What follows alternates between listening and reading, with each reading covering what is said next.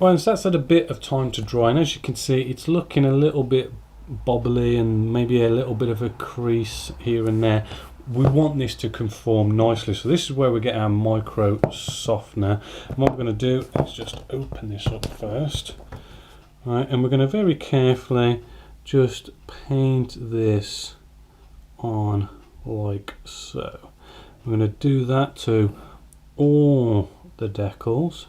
You will notice I haven't put the number 3 just on here, because when it comes to putting decals on top of decals, it's best to go through the process of the first decal fully conformed, dried, and then you can sort of start putting decals on top of decals then.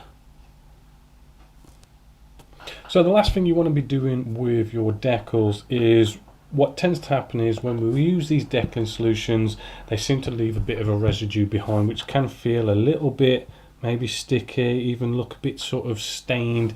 It's always a good idea to just come along and clean up your decals afterwards, just to make sure you're not going to have any sort of contaminants getting in the way of whatever weathering or spraying we're going to do afterwards to make sure that everything's going to go down nicely. So simply just, you know, getting a moist cotton wool bud, we can take our decals and just give them a little bit of a rub around. I mean, make sure that your decals have fully dried, right, because we don't want to be rubbing at this when they're sort of even slightly sort of still sort of moist or something, because we're going to rub them away. But once they're dried, they should be able to take us just giving them that little bit of a rub down, just to get rid of any sort of leftover residue of our decaling solutions.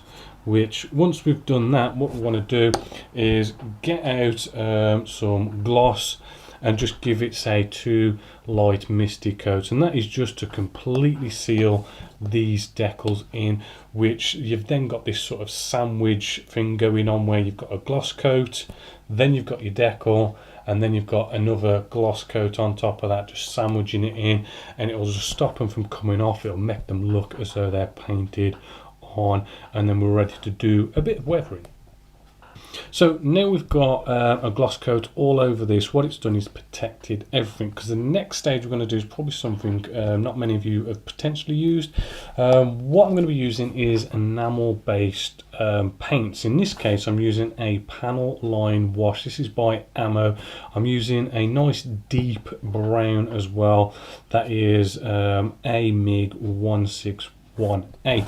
Now, using enamels and acrylics, it gives you a good advantage because with using acrylics, right, it's like oil to water when it comes to enamels. They just don't mix, right, and that gives us a great advantage that what we do with our enamels on top of our acrylics won't sort of, so it won't mix, so it won't sort of dry into there and whatnot, so we can remove any mistakes, which allows us to do this really sort of nice pin wash technique. So giving it a good mix, what we're going to do is just open this up, and using a sort of a nice pointy paintbrush, right, we just dip into here, and what we can do, if we just find like a nice little bit, maybe just on his pauldron here, bring you in a little bit closer, if we just sort of like touch any sort of raised areas,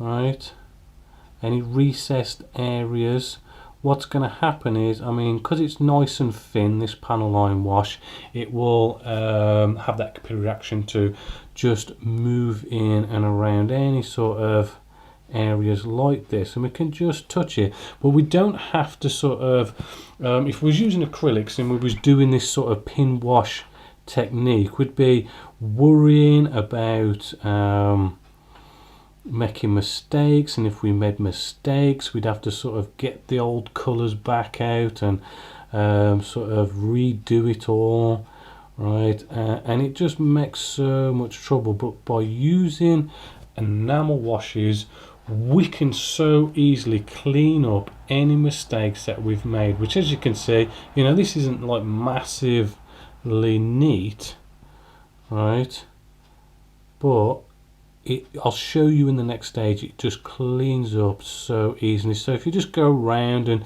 any sort of recesses, raised areas where you can sort of put some sort of form of a shadow, or maybe dirt or grime building up, we can sort of do that all the way around. And so with that pin wash on there now, all that detail is being brought out and it's making our piece look a lot more interesting.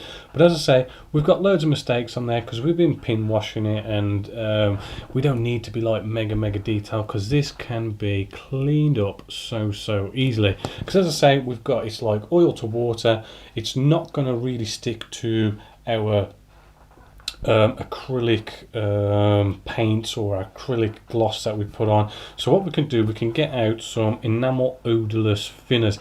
It's good to actually use the thinners that you get for that same manufacturer when using some ammo Panaline wash. So it's good to use their thinners. I know some people, they will go out and get something like white spirits or something like that from like a hardware store.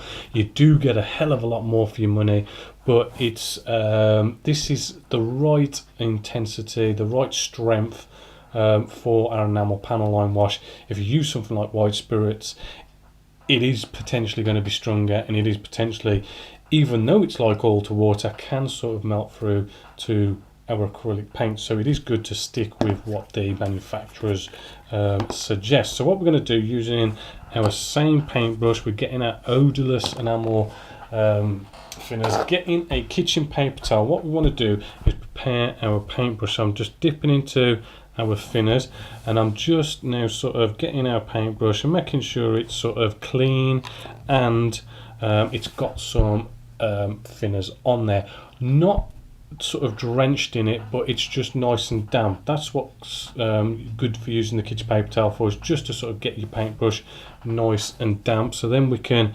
say come into our miniature here, and what we simply can do, we can just almost sort of brush over recessed panel lines, and as you can see, that just cleans that up lovely. And then what we can do is, again, dipping into our thinners, cleaning off our brush, making sure our brush is just nice and damp. Right, when it comes to sort of like raised areas, we can just brush along it, nice and simple. And as you can see, it just cleans it up so easily, and it's so much easier to do it around sort of like recessed areas. You can almost, as long as you know your enamel paint has dried, you can almost sort of brush across, and it just cleans it up really well. Right, now the neater you are applying your Panaline wash, the less you've sort of got to clean up, which is good. But as you can see, you know, it's really easy just to clean it up. You can even go off and get, say, a cotton wool bud, which I'll just get now. And all you've got to do is you just dip it into your thinners like so, and then what you do is get your kitchen paper towel, just roll it across the kitchen paper towel, just to make this nice and damp like your paintbrush. And saying some sort of bigger areas, maybe you can go off and just sort of quickly, you know, give it a quick once over. Right, and we're just cleaning up sort of like the major sort of mistakes just here. If you want to sort of quickly sort of, maybe I tend to sort of give it a once over with the cotton wool bud, just to get rid of the bigger bits of mess. Right, and then I sort of go in with a nice little paintbrush and sort of make sure we sort of finish all the little bits up nice and tidy like. Right, so it may take you a little bit of time to do that, but it just, the whole point of this process is you can't make a mistake. You can't make a mistake because everything can be just cleaned up nice and easily. If you wipe away too much, get out your Panaline wash, reapply, you know, let it dry, wipe it up with your odorless thinners. So it is a really good technique where you don't have to be like a pro or anything like that.